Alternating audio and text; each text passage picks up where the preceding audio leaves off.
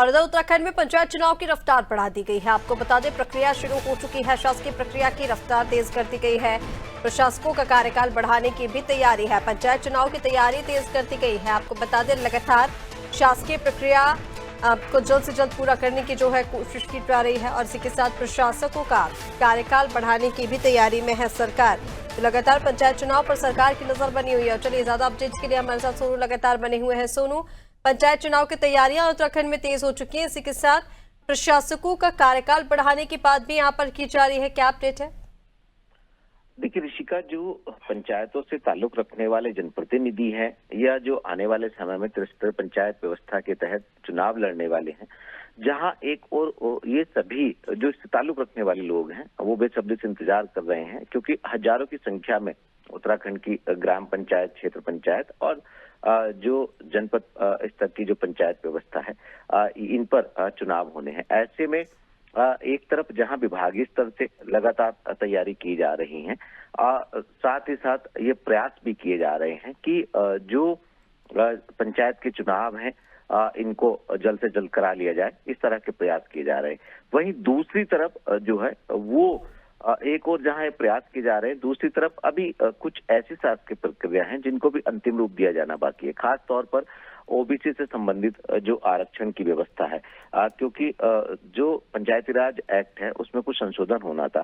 संशोधन के लिए दो ही व्यवस्था है, या तो उसके लिए विशेष सत्र आहूत किया जाए विधानसभा का, उसमें विधानसभा के सत्र के दौरान सदन के पटल पर उसको रख उसमें संशोधन किया जाए, या फिर जो दूसरी व्यवस्था है वो राज्यपाल से अनुमति की है। तो ऐसे में अब देखना होगा। और दूसरी तरफ एक बड़ा महत्वपूर्ण पहलू ऋषिका इससे जुड़ा वो ये भी है कि जो प्रशासकों को जिम्मेदारी दी थी, जिसमें कुछ जनप्रतिनिधि थे और कुछ जो है वो अधिकारी थे, इनको प्रशासकों की जिम्मेदारी दी थी, क्योंकि इनका कार्यकाल समाप्त हो चुका है। लिहाजा ऐसे में कहीं ना कहीं इसको आप संकट के रूप में भी देख सकते हैं।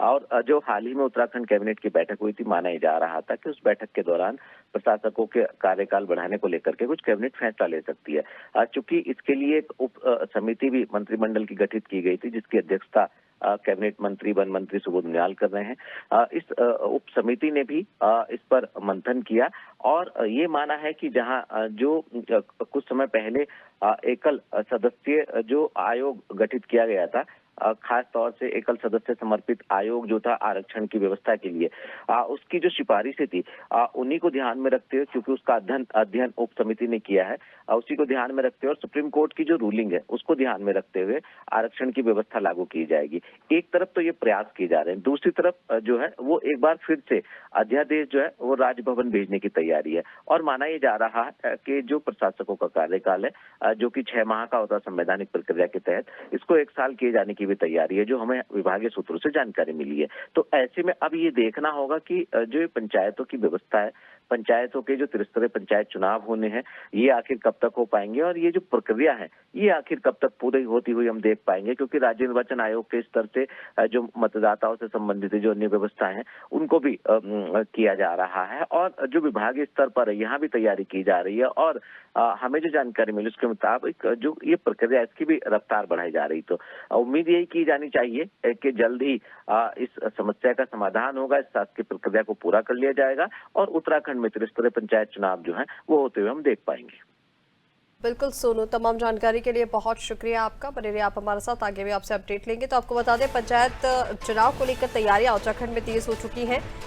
प्रक्रिया जो है जल्द से जल्द पूरी करने की बात जो है वो की जा रही है। इसी के साथ प्रशासकों का कार्यकाल बढ़ाने की यहाँ पर विशेष फोकस सरकार का बना हुआ है।